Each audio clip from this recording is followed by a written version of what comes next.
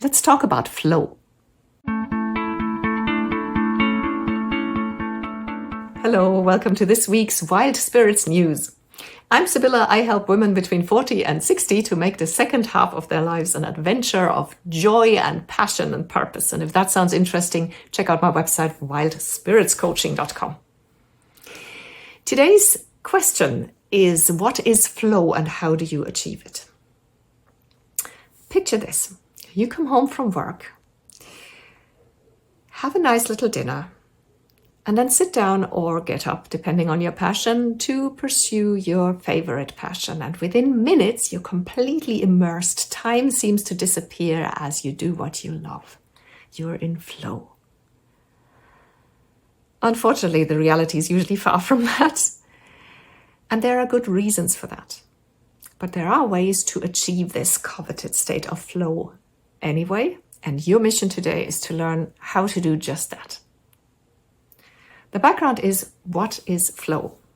Flow is a concept from psychology, and it means that you're completely immersed in what you're doing. You're not second guessing or questioning yourself. Flow is deeply satisfying. It gives you an idea. It gives you the feeling like you're in exactly the place that you should be in. Typically, flow also makes you lose track of time.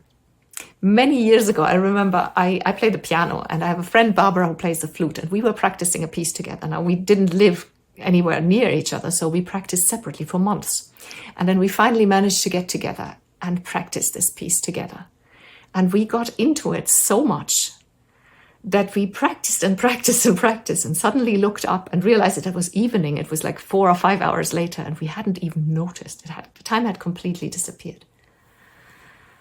And that is what flow feels like. The task is learn to achieve flow.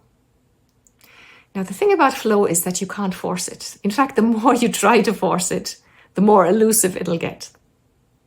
So the first step would be to relax and to accept that it's not going to happen every single time, and that that's completely okay. There are, however, ways to create circumstances that make flow more likely to happen.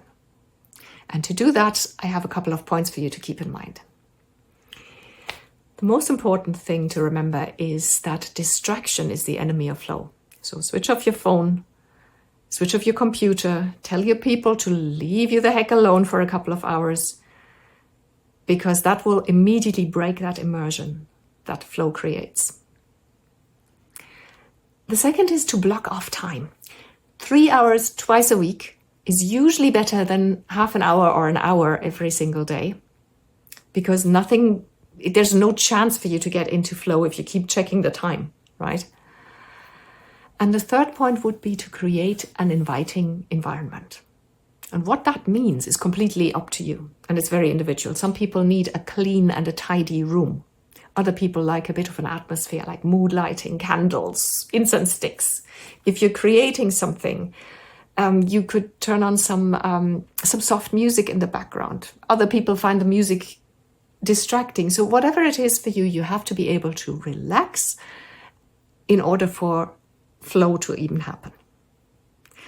And then just focus on your passion and allow for the flow to occur.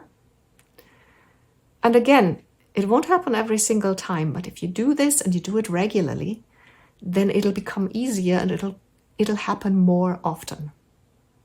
And that just leaves me to you ask, as usual, let me know, what do you think of this? Are you familiar with the state of flow, or is this a completely new concept for you? Are you familiar with the state, but you didn't know the word? Just let me know in the comments, or reply to the email that you got the link to the video with. I'd love to see what you think of this. And like I said, if you're interested in any of this, check out my website, wildspiritscoaching.com. There you can also join the community of Wild Spirits by signing up for the 100% spam-free Wild Spirits news, 1 email per week, which contains a lot of things that I only ever talk about in email. So there's a lot of exclusive content that you don't get anywhere else. I'd love to have you. Have a beautiful week, and I'll talk to you soon. Bye.